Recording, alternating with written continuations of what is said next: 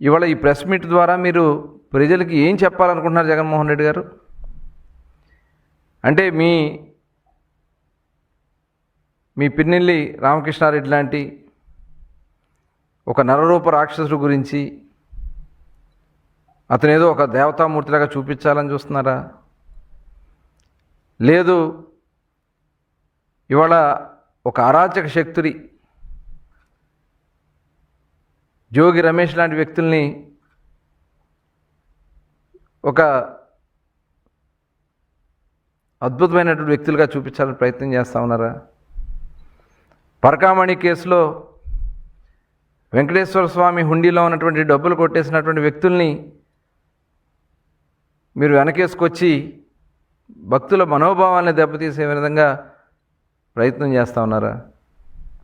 ఇవన్నీ కూడా నిజంగా చాలా సిగ్గుచేటు. మహిళల గురించి, మహిళల మీద దాడులు చేసినటువంటి వ్యక్తుల గురించి, లేదు గంజాయి దొరికితే గంజాయితో పట్టబడ్డ మీ వైసీపీ నాయకుల్ని, యువకుల్ని ఇబ్బంది పెడుతున్నారని మాట్లాడతాం. ఈ సమాజాన్ని సర్వనాశనం చేస్తున్నటువంటి వ్యక్తులు వీళ్ళంతా.